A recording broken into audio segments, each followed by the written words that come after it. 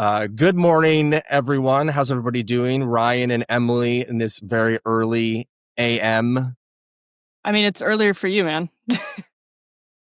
Yeah. Well, I mean, it's the earliest for the FBI because the FBI they're waking up, they're getting started, and it inspired me to hop out of bed.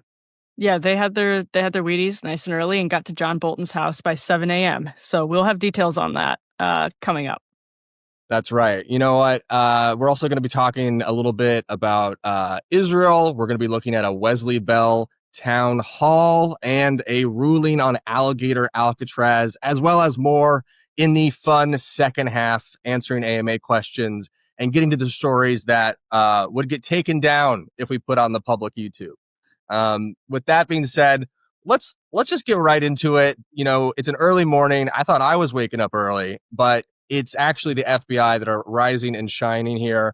So the FBI raided John Bolton's home, which we've got video of right here, and it has happened early in the morning. What are we to make of this, Ryan and Emily? The Post got the exclusive on this, which their New York Post is not in Bethesda, so somebody from the administration clearly tipped them off. What can we learn? What can we pull from the Post?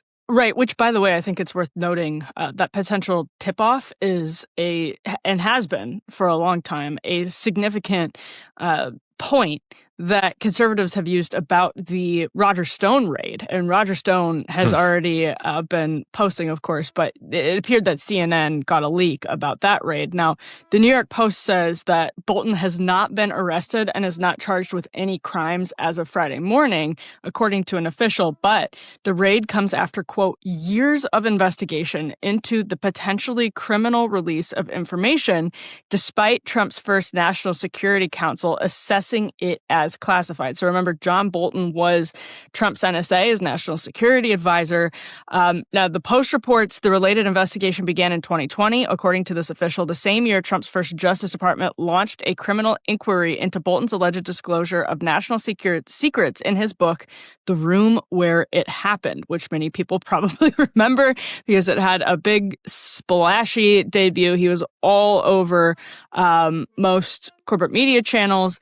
And now John Bolton is under, I believe his office was raided yesterday as well. So the Biden administration, according to the Post, quashed this particular investigation for what the Trump administration appears to be telling the Post was political reasons. But that's what we're seeing happen right now at John Bolton's house in Bethesda. It looked like his office in D.C. And then you have Kash Patel posting, "No one is above the law," and Dan Bongino talking about that as well, or posting cryptically about that as well. So kind of a wild morning in the Beltway. Yeah, and I'm deeply conflicted here because, I hate to see the FBI weaponized, for political purposes. I genuinely don't want the United States to become the kind of place where both parties are throwing each other's opponents in prison. Right. Like having covered a lot of countries around the world, the countries that do that don't have functional politics. Mm-hmm. On the other hand, man, John Bolton getting raided is, oh boy, hard to criticize that. So yeah, guess we'll just let them fight for now. Yeah. I mean, that'll be, for people listening are probably immediately thinking, wasn't Donald Trump himself claiming that there's a weaponized investigation into his own allegedly improper use of, or improper let's storage of we classified should, of course, information. underscore how comical that is. We'll see. He had bathrooms full of classified information. He was showing he was off also maps. The president. He's on tape saying, no, after he was president. Right. But he's on tape saying, I can't show you this. I shouldn't even have this. This is classified. But here, let me show it to you. It's like, yes. Now, John Bolton of course, obviously doesn't have any of the declassification, or wouldn't have the declassification powers of a president. Now, Trump, this is what's sort of ridiculous about the classified document investigations, whether into Biden or into Donald Trump, is that they can claim essentially that they waved a magic wand. And now we didn't really see that play out in court and declassify it. But, obviously it was these classified document investigations of presidents are insane and weaponized already. We've already sort of crossed that Rubicon. And I would argue the Roger Stone raid was a crossed Rubicon as well, or was part of crossing that Rubicon as well. It was not above the Biden administration to do political theater like this. So here we have John Bolton, America's sweetheart, finding himself the target of it. And, at least with the Trump documents, he kept them in the bathroom so you could flush them in an emergency, right? So that's actually the safest place to keep them. John Bolton's probably keeping them in like a safe, which is not safe at all. That's protected. You can't destroy them easily. A lot of people get that wrong. Yep. Yeah. But I mean, John Bolton was probably the last year or two been sky high because he's dreamt since he was a little boy to go to war with Iran. So it's been a lot of ups and downs for him. What do we got? A throwback here? Let's do it. I can't hear it, Emily. Me neither. Okay. Okay. If you can't hear it, it's John Bolton talking openly about how he has done a few coups. He corrects Jake Tapper, who says it's not easy to do a coup, and John Bolton says, "Well, listen, coups can be done." Not impossible. Nothing's impossible if you set your heart and mind and soul to it. He's run some failed coups too, which he talked about. Yeah, like particularly in Venezuela, and now exactly. He's getting his policy, played out by Marco Rubio. And this is the exact quote. Tapper says, "One doesn't have to be brilliant to attempt a coup." And Bolton responds, "I disagree with that. As somebody who has helped plan coup d'etat, not here, but other places, it takes a lot of work." So this gets to Ryan feeling personally conflicted about John Bolton, who comes out of, the Cold War neoconservative strain of the right. And this question of extrajudicial conduct, when you're on television talking about how you've planned one or two coups, maybe it is time for a little comeuppance, whether it's John Bolton or someone else. I'm all ears to hear what laws he is alleged to have violated. And it is nice that he's so familiar with carrying out coup d'etat that he would even use the French plural the French plural accurately. That's a good point. Mm-hmm. Yeah. You got to be pretty deep in the weeds to know that if you've done multiple coups, the plural would be coup d'etat. Right. Yeah. It's like when a filmmaker uses the word mise en scène. Yeah, coups d'etat. Nice. Attorneys General. Yep. Speaking of Attorney General in your world, perfect. So speaking of law and order, we also have some breaking news here about everyone's favorite facility, Alligator Alcatraz. A federal judge is giving Florida 60 days to clear out the immigration detention facility called Alligator Alcatraz. The ruling forbids state officials from moving any other migrants there. Now, what are the reasons why this incredible, functional, necessary facility has been shut down?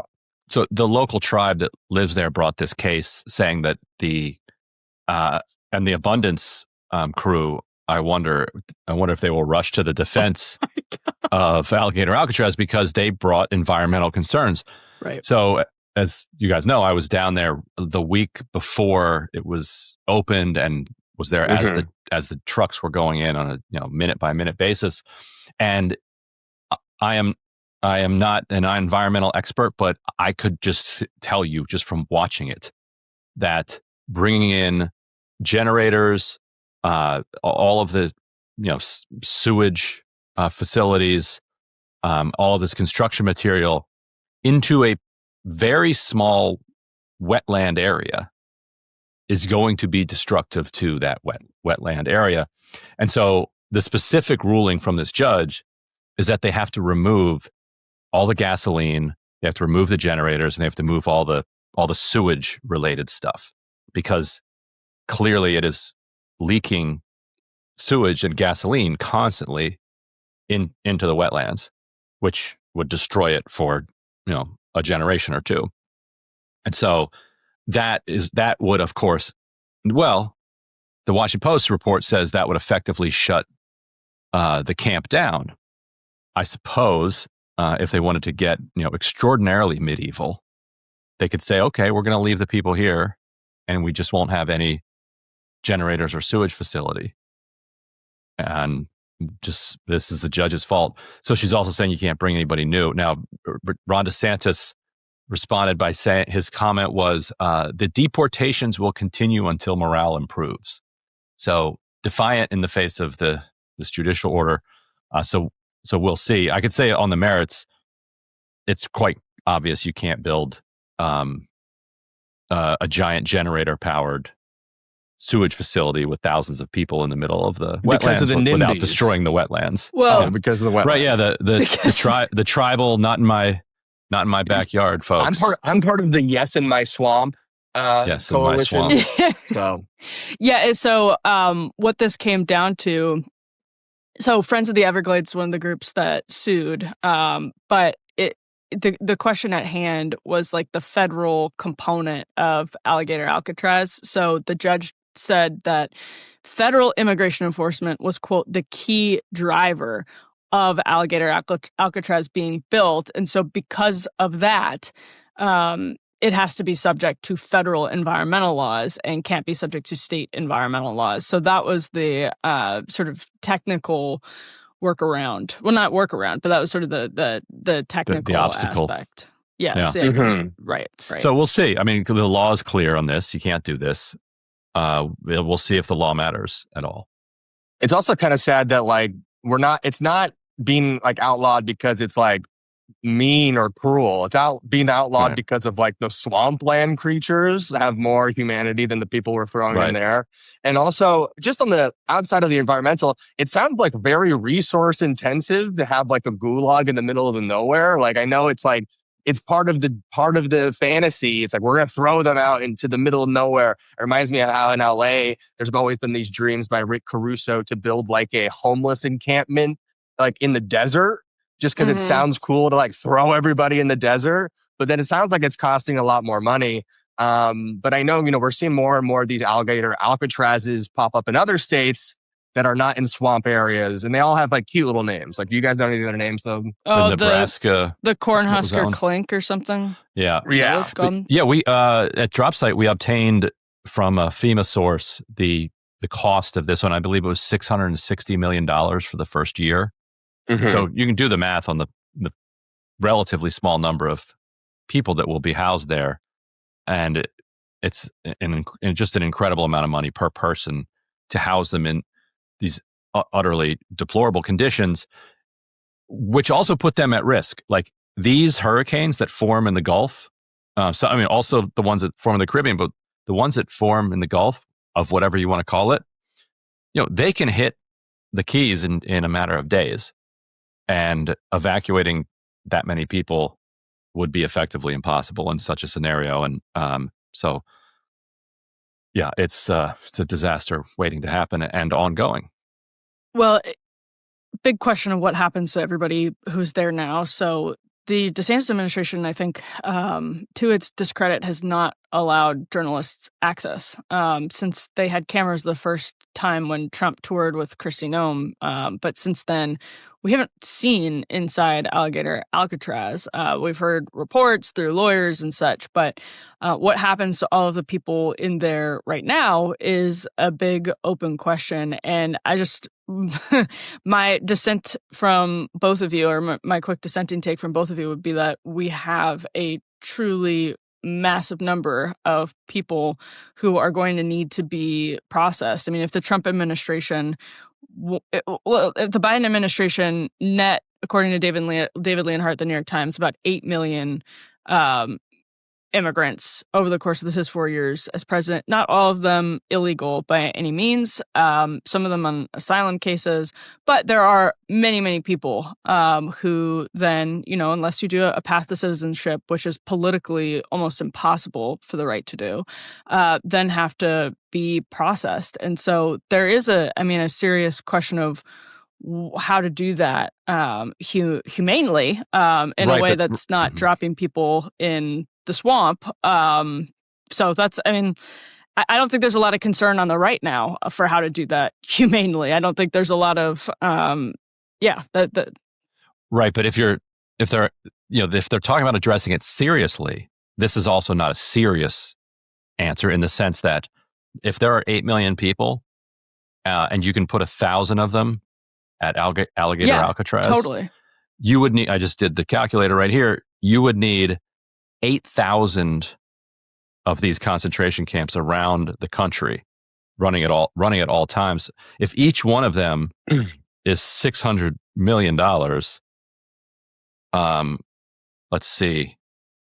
If people can check my math here, but this looks like what, 4 trillion? So wow, and yeah, you're also going to run out of cute nicknames by like number 10, and then you're just going to have to start using numbers. I think they've already run out of cute nicknames, but that was that was kind of the point that I was making, is that like you can expand Alligator Alcatraz and it doesn't actually, you can expand it to all of the different states. That's not actually even putting a dent in really what you need to do. What they wanted it to do was make a point, which is why they wanted to use the Alcatraz name for the purposes of self-deportation. And I do want to point out this other New York Times story. There was this really interesting release of Pew data that found between January and June, so just January and June of this year, the immigrant population in the United States, I think I can share it, declined by almost 1.5 million, which will likely, of course, bolster the Trump administration's claims that self-deportations are being fueled by some of these tactics. But yeah, what was that number? What was that again? What was that number? 1.5 million from January to June. So in just 6 have months. It's just a decline in the immigrant population. It's Pew, so they're surveying the population. They can't tell completely, but yes. Yeah, that tracks to me. Like, immigrant communities, particularly like the social media in immigrant communities is nonstop fear. Yep. It's nonstop images of raids and windows being smashed and people being beaten on the ground, and so it would track to me that not only do you have very few people coming in, that people are just going to be leaving, self-deporting, as Romney put it. Right. Yeah, and it just seems like everything's designed for social media. You know, whether it's like the DC people only, taking National Guard photo shoots in front of like the Lincoln Memorial, or these sort of highlighted kind of brutal social media videos. But then to Emily's point, when it comes down to like the raw numbers of like what you'd have to do, that seems to be still a big question of how they do any of that in reality, or if they're just going to rely on these sort of propaganda videos to kind of feed the hogs. Well, it's the videos, and they are also doing CBP Home, which offers like $1,000 travel stipend for people to, if we borrow Mitt Romney's verbiage, self-deport. And they feel like they've had a good, they feel like that's been working for them. And I guess the Pew study would confirm that, but it's a combination of the carrot and the stick, which is the financial incentive will make it easy, as they say, to help you book a flight and leave, which also I think if you want to come back, you don't get penalized. So if you try to go through legal pathways in the future, if you use CBP Home, you don't get penalized as part of that. And then also ratcheting up the imagery and talking about things like Alligator Alcatraz as part of it. It's their carrot and stick program. Meanwhile, real quickly, I was talking to a contractor here in D.C. yesterday who said 2 of his carpenters didn't show up for work yesterday. And, most contractors work with subcontractors, and the subcontractors are the ones that are tasked with, verifying immigration status. And that's where it's in the subcontractor level that a lot of this, where a lot of people without documents end up, getting work. And his point was, you want me to hire a white or black carpenter who has legal paperwork here? I'm happy to. Show me one. Like, what's the plan here? This is a generational problem. Like, what's your step 2 in this plan here? So you've successfully scared these people out from coming to work or leaving the country. Was there a single penny in Build Back Better for trade schools? not Build Back Better, Big Beautiful Bill. Big Beautiful Bill. There might have been something. It certainly was not a priority. Certainly was not something that they said, we're going to train a generation of Americans to do the kinds of jobs that we're telling them that we want them to do. It looks like they expanded 529s to include trade schools. So that's the most Kamala Harris thing ever. So you can go to 529s. That's where you can get a tax break right. for putting money away for your kid to go to school. So now they expand that to trade school. Now, if you open it in a disadvantaged neighborhood that has been, majority white. So let's do DEI for white people, and it insists on doing subsidized business with Israel for 3 years. Then you can get this tax break towards trade school.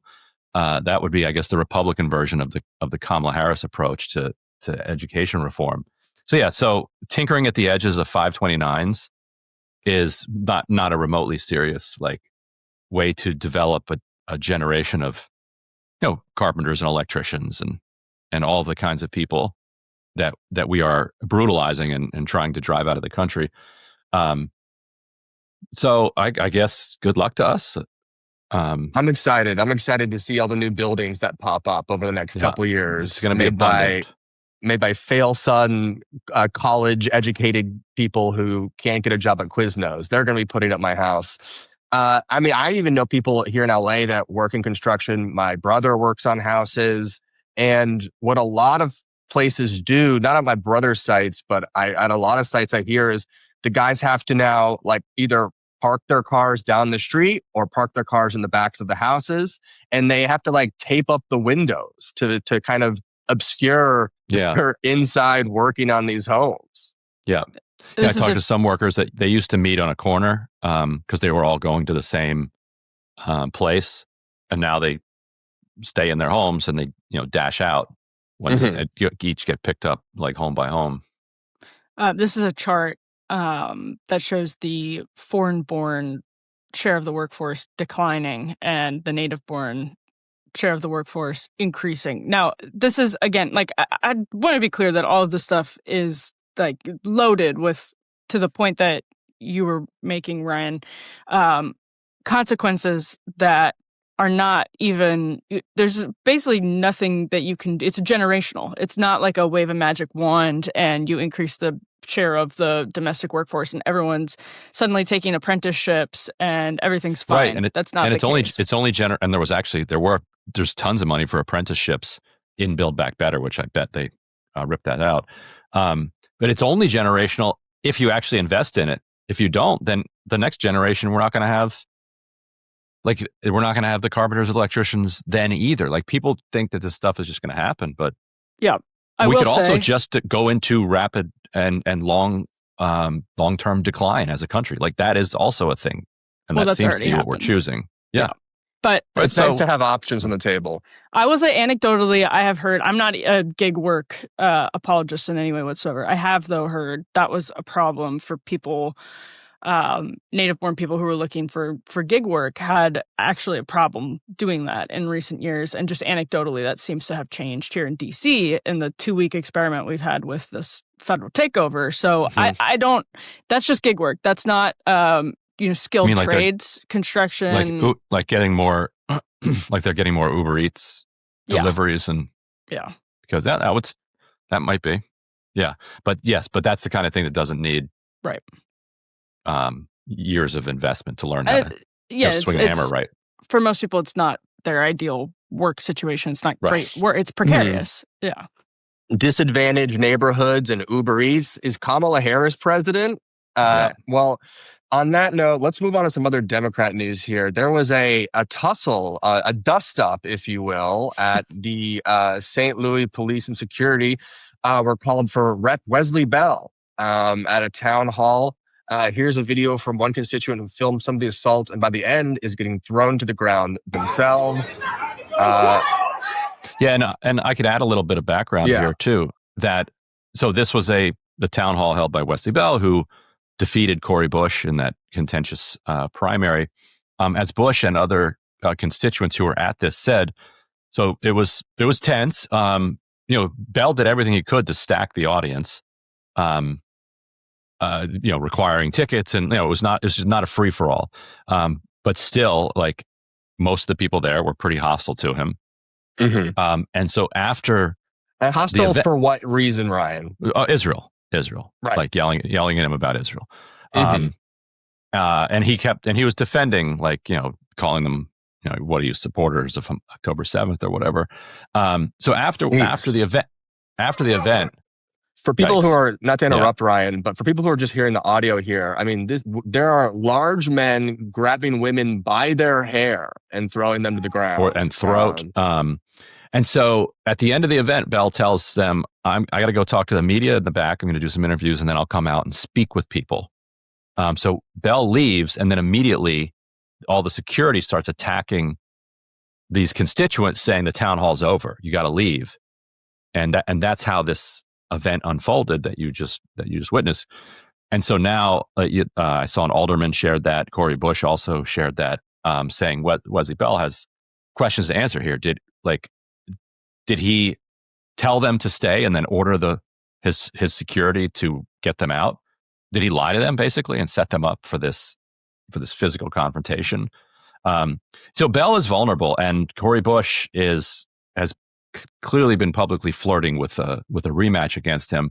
Mm-hmm. A lot of news about Bell and about his tenure as a prosecutor in St. Louis broke after he won the election, including sexual harassment allegations of inappropriate, like, romantic relationships with staff, and that's just the tip of the iceberg. So, and also, we're now 2 years into this genocide, 2 years deeper, and so the climate is different, perhaps for Bush. So, I think Bell is vulnerable here.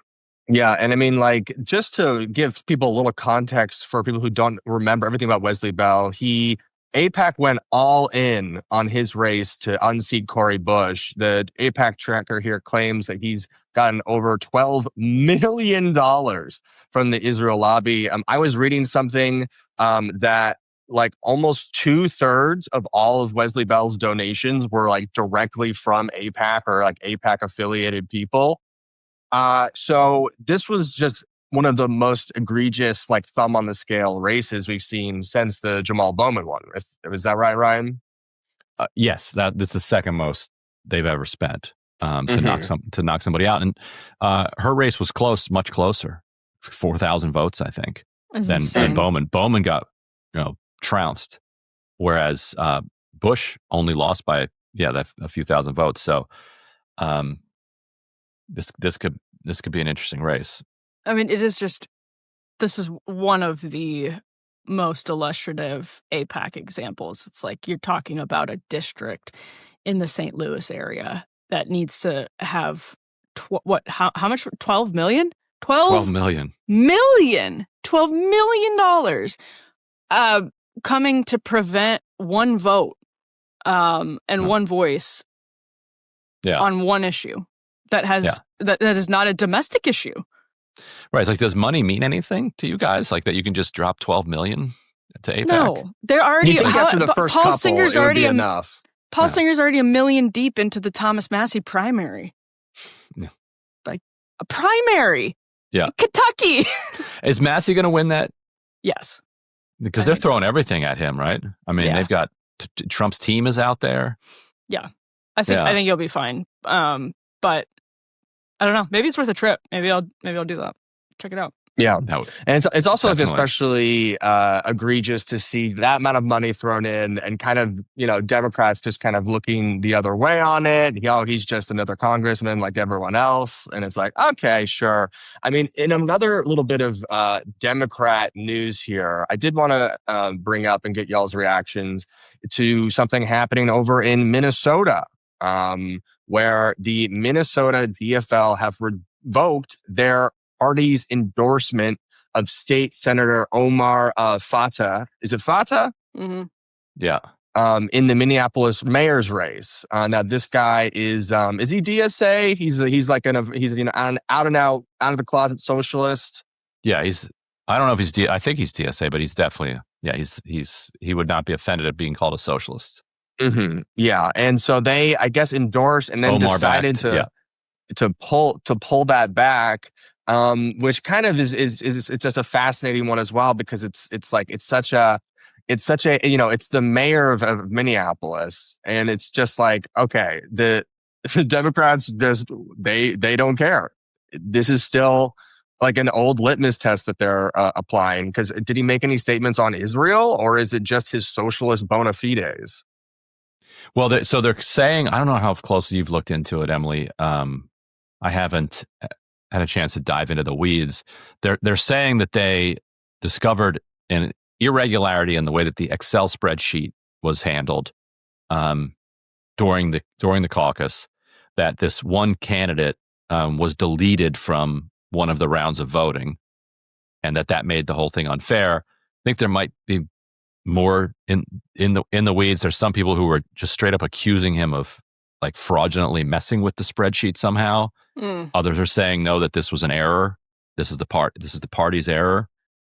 Either way, they took all of the controversy around it and said, all right, well, we're just tossing the whole thing out. Now, the Minnesota Democratic establishment has wanted to nuke these caucuses ever since it became clear that the left had become able to out-organize the establishment at these caucuses. And they're very, very confusing caucuses. You have to go to like multiple different events. You go to one, and then you get your delegates, and then and then you organize those delegates, and then you go to another caucus. It's more than just like an Iowa caucus. It's like this months-long organizing effort. And the more passionate you are, then the better you're going to do in this. And it turns out the left wing of the Minnesota Party is more passionate than the establishment is, and so they've been out organizing them. So they've really wanted to get rid of these, for a pretty long time. And yeah, they like the party kind of establishment leadership just does not want Fatah to be the nominee. That's just it's not a coincidence that their views on the irregularities lined up with their position here. But for what reason in particular? What is the great threat of this Minneapolis mayor candidate? I mean, for one, it's probably race. Like he would be the first Somali American to be mayor of the city. And I'm sure there's some like resistance to that there, but then also the socialist politics. Well, they want more of a Jacob Frey, like, seems kind of radical, but is totally amenable to the business community.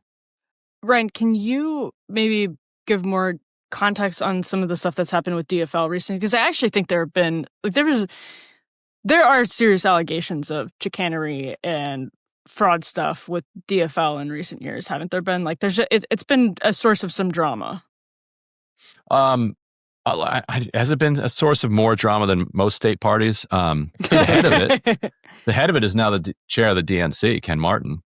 So that's interesting as well. There was the Feeding Our Future thing.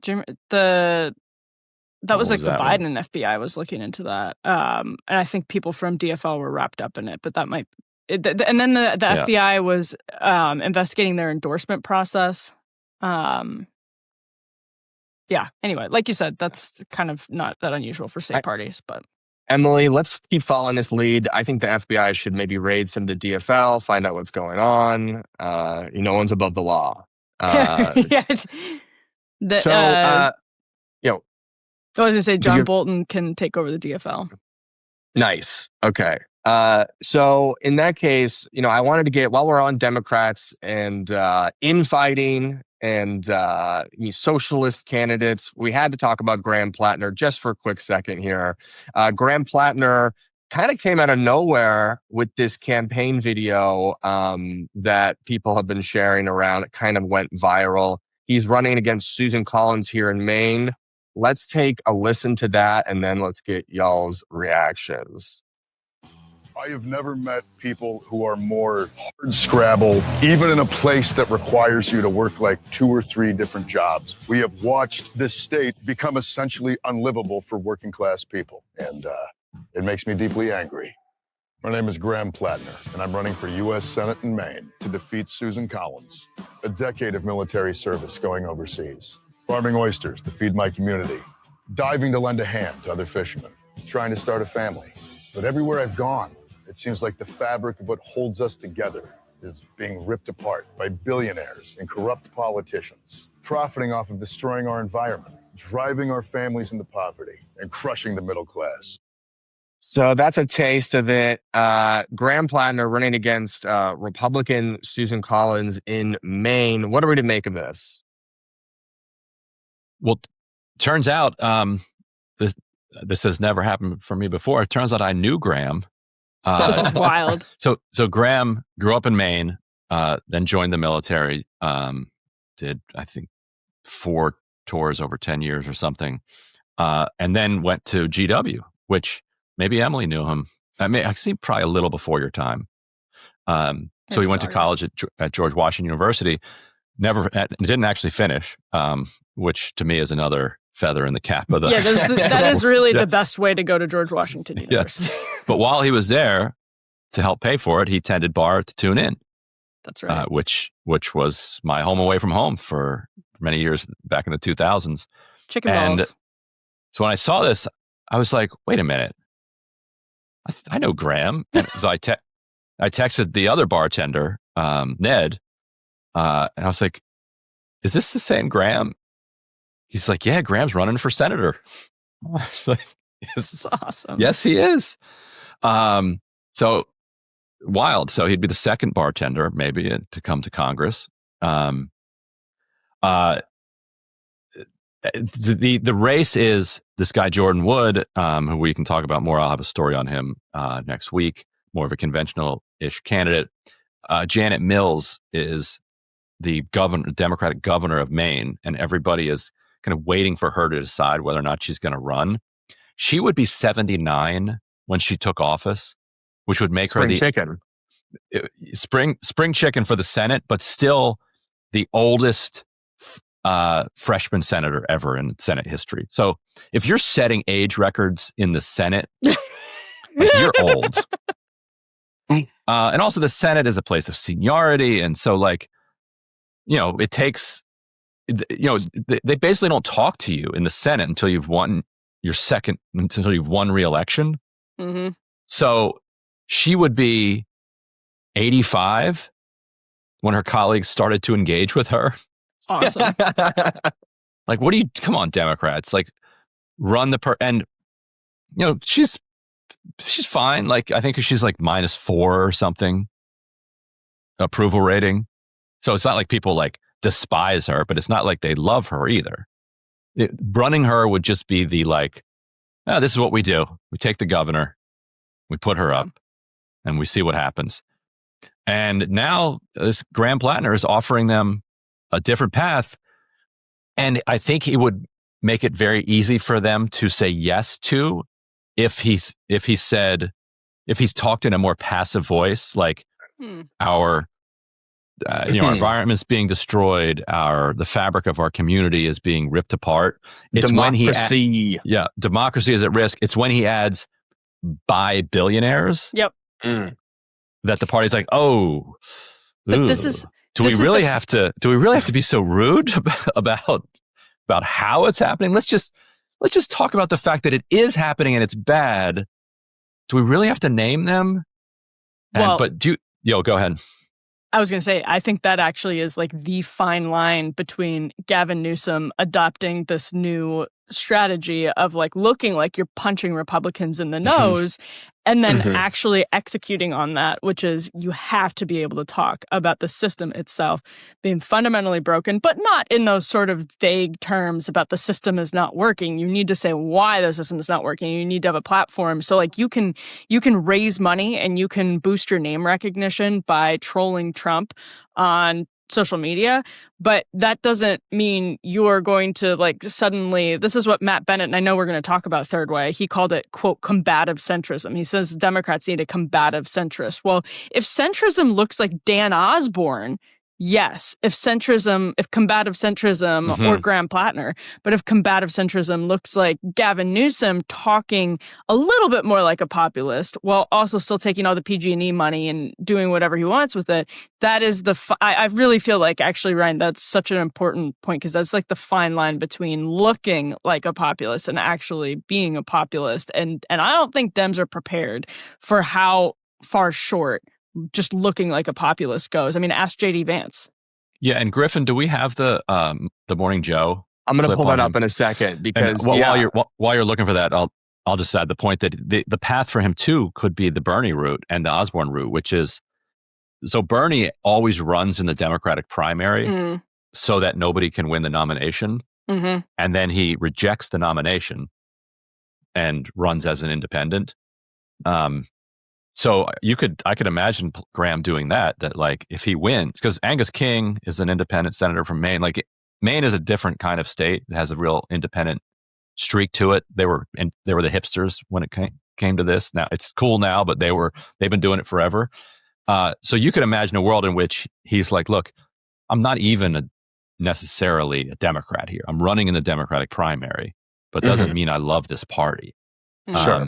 And if he wins the nomination, he can decline it and then run as an independent, which that I think is their way of beating Susan Collins. Like they've tried the Sarah Gideon, the last candidate, had $75 million and outrageous. Finished with more than 12 million in the bank. She had another 50 million in super PAC money. Susan Collins had just as much. And she got beaten by like 6 points or something. She was the Speaker of the House. Like that, they keep running these like, it's my turn Democrats against Susan Collins, and people are like, Collins is kind of a phony and a fraud, but so is this person. And Collins is a hard worker and charming in person, and knows everybody in Maine. And so you can't just do a Susan Collins light to beat Susan Collins. You need real contrast. And she, that was, the Gideon race was after the Kavanaugh vote. And this time Collins voted against the One Big Beautiful Bill. So it's... Right. And people are a little tired of that shtick. Graham had a good line about her. He's like, the only difference between her and Ted Cruz is honest about, how he's selling you out. But did you see that she, I think, to me, made a mistake? She has already criticized him by name over his position on Gaza, which he called it a genocide, and said that the U.S. needs to change its policy towards Israel. And she's really got her finger to the wind on that one. Yeah, she went after him over that. Mills or Collins? Collins did. Collins did. Yeah. Collins went after Graham Platner over it. It's like, I don't know if this is your move. Like, you really want to elevate this guy? Be careful. Well, hasn't she and already you really want to make this race about Gaza? Like, I think this was in Politica, but I think Susan Collins already has Dem donors lining up behind her. Yep.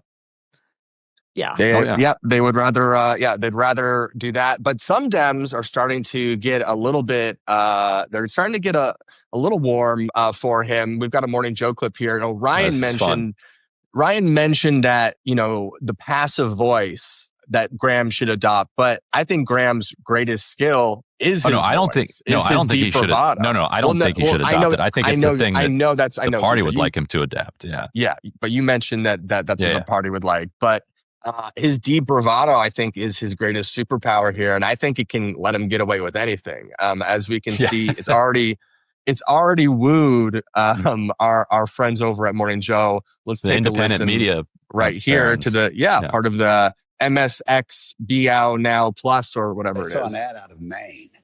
Guy, I saw an ad out of Maine. Whoa, that's one of the most effective ads I have seen in a long time, and that's a Democrat who's being himself, but also is very clearly saying, no, the flag's not your symbol. No. Hardworking dude in a black T-shirt is not just, you're like, there are a lot of hardworking people out here who think you all are acting crazy right now. And it's really, it's the authenticity.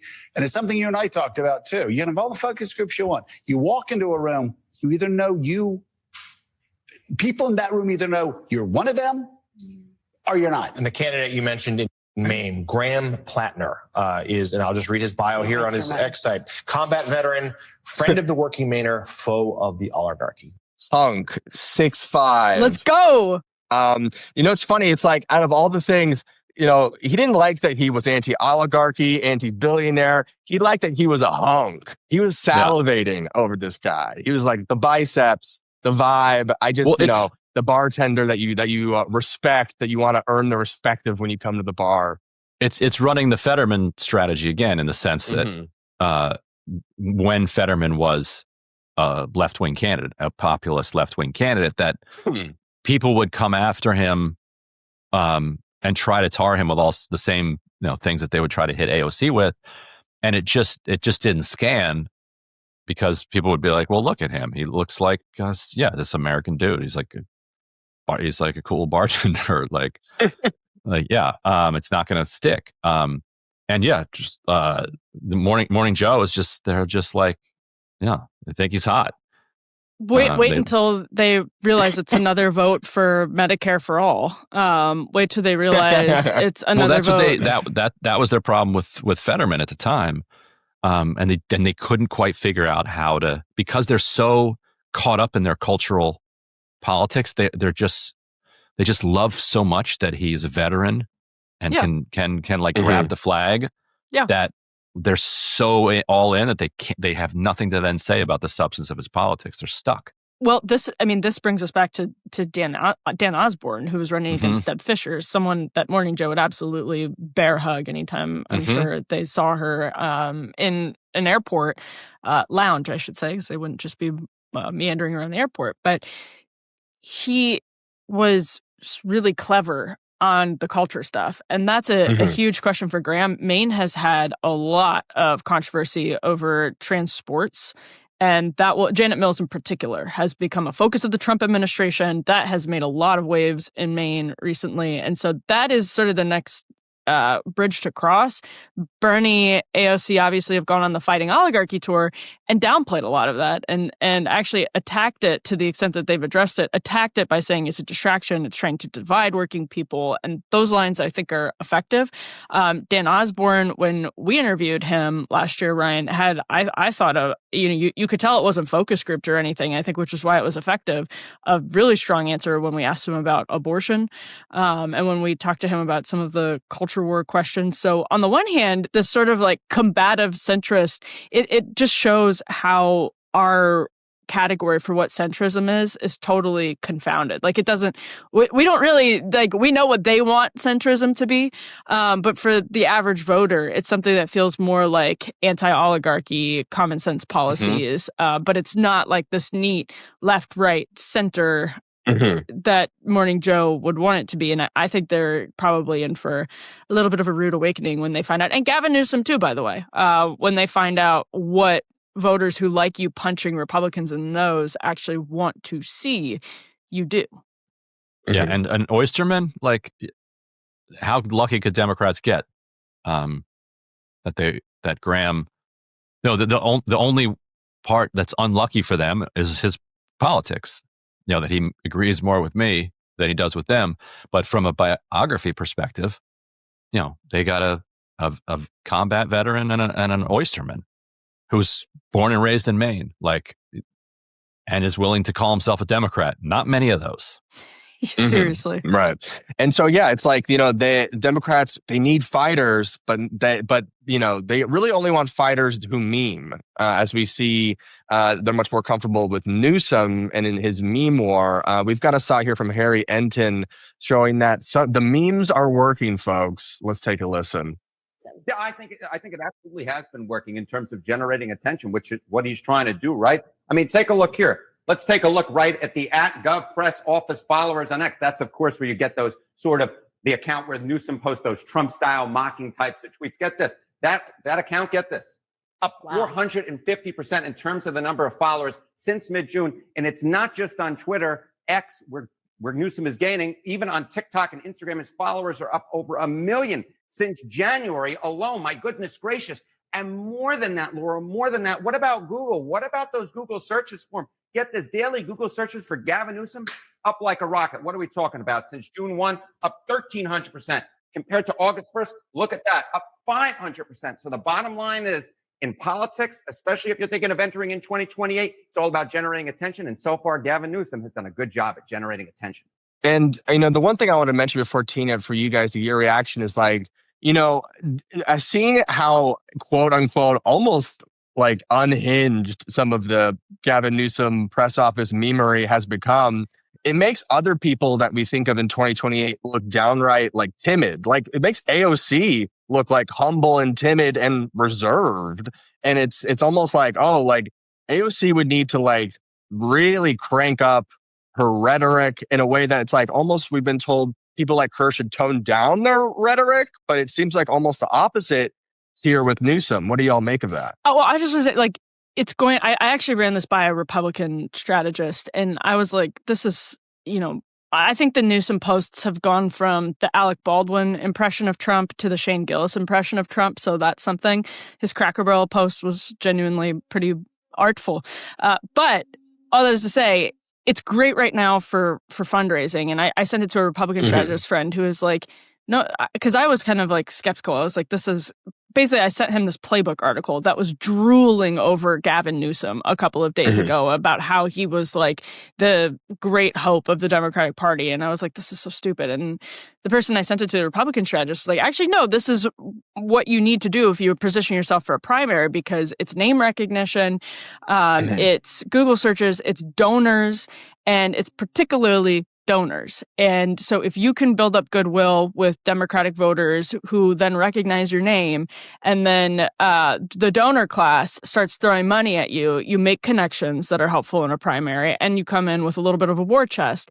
And so, yes, to that extent, I think it is successful. Like all of that, great. But what does it mean that he picked a redistricting fight, which I mean, is talking about like this is raw power, but it's not something that is actually fundamentally attacking the system itself, as we were just discussing. And I think Gavin Newsom is in for a rude awakening if a year and a half from now or whatever, we're talking primary time, and he's out in Iowa and New Hampshire talking about redistricting, and not the oligarchy that has metastasized in his own state because of the rocket fuel that he's poured on it. So, I mean, it's working in a political sense, but I don't know that it's working in a sort of deeper sense. Yeah, I don't think you're going to get Gavin Newsom talking about the millionaires and the billionaires. Nope. But I think Democratic primary voters will take whoever they think is going to win. Like they Joe Biden. And it's existential to them. And so if they think that Gavin Newsom's a fighter against Republicans, that he can make fun of Vance and DeSantis and Marco Rubio and Trump himself if he figures out some way to fake run for another term, then that's going to be enough to get through the primary. So yeah, I agree with the Republican strategist. Like his goal, his goal right now is not to win the general election. His goal is to be the nominee, and then once you're the nominee, you've got a coin toss chance of being president. Yeah. Okay. Very interesting. Well, I wanted to get to this before we get to our second paywalled half. Wanted to make sure we talked a little about this.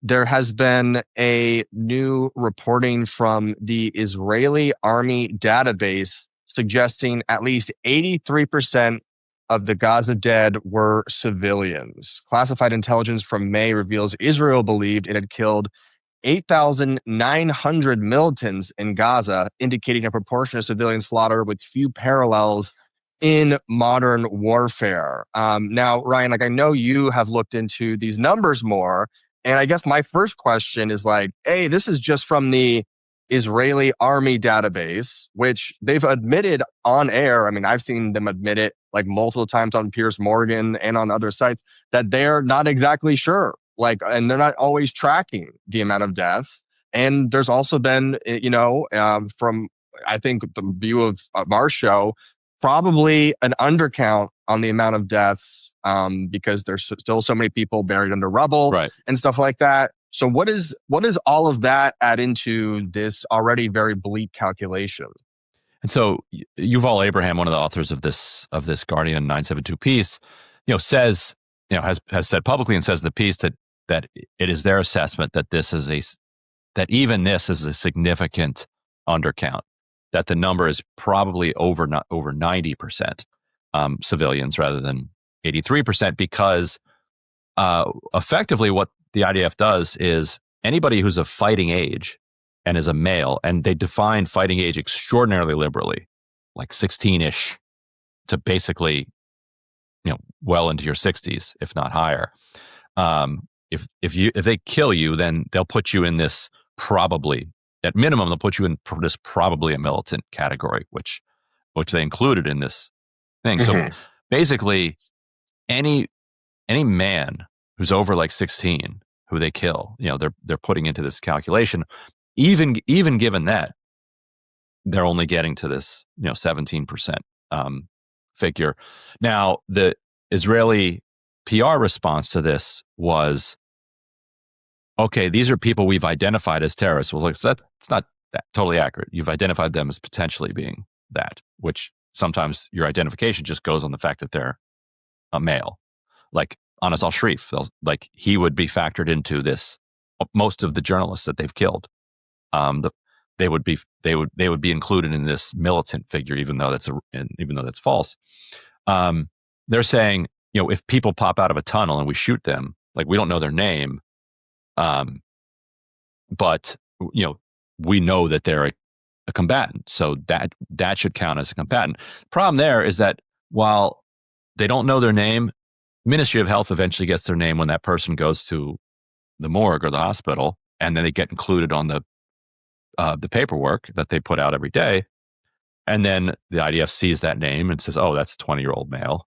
We're counting them, whether we know anything about them or not. We're counting them." So basically, from all of the research that we've done, what we could tell is that they are counting every single remotely fighting age male as a combatant, and then doing their calculations from there, and still winding up at genocidal levels of slaughter. Which is like, we've been told for the last 2 years, it's the greatest military ratio ever done by a modern army. Although they barely say that anymore, if you've noticed. Right. Yeah. Mm-hmm. They the most moral army in the world. They've basically dropped that line. Like you almost never hear that anymore. But Griffin, for you and I, this is, it to me, it's personal because it's like nobody's standing up for us civilian men. Like, if we were in Gaza and we go to try to fill up buckets of water and bring them back to the family, and we're killed along the way, we would get listed as combatants just because we're men. Yeah. And anybody knows me knows that would be false. No fighting going on here. Unless you're at a bar. Unless I'm at a bar. Yes. Unless a Fox News host steals your cell phone. That's different. Yeah. It's a real story. You can Google it. Yes. This is one of the things that is going to, we all know this, but one of the things that's going to probably age the most poorly is the number conversation.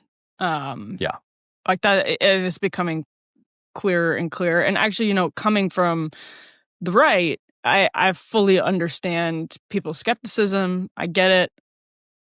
Fine. But at this point, there's just so much evidence. It's also frustrating because it's like, the last 2 years have been spent talking about the protesters not understanding, overblowing it. And I'm sorry, like, I'm not a fucking war expert. I don't know any of this stuff. But when you see like the amount of destruction and they tell you it's only this many people, it's like, I'm sorry, like that's absolutely ridiculous. And so, yes, turns out the protesters were right. They're killing basically everyone they can see. And I doubt that many people are going to have to ever own up to that fact, because they're just, I mean, in the milieu of news, everyone's just going to kind of pretend like they weren't denying that for 2 years. And meanwhile, I'll put this one up. So this is the BBC, about as Israeli friendly an outlet as you're going to get. And the headline here, famine confirmed in Gaza for first time, UN-backed report. So to get an official designation of a famine takes an extraordinary amount of evidence. And so while people have been colloquially using the phrase famine, for at least several weeks, maybe dating back to like April, May, it was March when Israel cut off, March 2nd, when Israel cut off all food, and then kept it cut off for 2 months and then let in a trickle after that. So people have been throwing around the term famine colloquially since then. But now they've designated as, I'll just read this, the Integrated Food Security Phase Classification, IPC, which is used by governments and international bodies to identify hunger levels around the world, has raised its classification to Phase 5, the highest and most severe. It says over 500,000 people across the Gaza Strip are facing catastrophic conditions characterized by starvation, destitution, and death. And it goes on elsewhere to say that even a matter of days that go by without immediate surging of nutritional support and medical support will lead, to irreversible damage for, as they're saying, 500,000 people at like immediate risk. And so this is the step that people were hoping would not be reached, because it's such a high bar to clear, kind of logistically and bureaucratically, for the IPC to actually come out and say that we're at Phase 5, that it's reflective of, just an utterly extraordinary situation. Yeah, and you said, they're not really debating the numbers as much anymore, and the Israeli spokespeople aren't mentioning that they're a moral army anymore. So certain American media influencers have sort of said, "Don't worry, we'll take up the mantle. We'll handle it all from here." People like the Free Press still going on doing these insane articles, like this woman Olivia Reingold, who is complaining that her article is saying there's no starvation in Gaza. Now she's losing childhood friends because of it, and she's the real victim here. And we're going to go to the second half now, but we do have I want to bring up some conservative American influencers have been sent to Gaza to prove that starvation is not real. A lot of these guys are associated with, what's it called? The learning one, PragerU. The learning one. The learning one. Yeah, they're sending their best. We're going to look at that in the second half, folks. For anyone who wants to check out that second half, you can sign up to become a member at breakingpoints.com. We should tease, we're also going to argue about Cracker Barrel. We're going to go to the mat on the woke DEI Cracker Barrel rebrand and fun other stories like that. Emily, you don't know what side I'm going to be on yet. I haven't decided either. Go to breakingpoints.com to become a member. We've got a great $10 monthly membership now, and we're going to answer some AMA questions. So we'll see you all on that second half. Hey, if you like that video, hit the like button or leave a comment below. It really helps get the show to more people. And if you'd like to get the full show ad-free and in your inbox every morning, you can sign up at breakingpoints.com. That's right. Get the full show, help support the future of independent media at breakingpoints.com.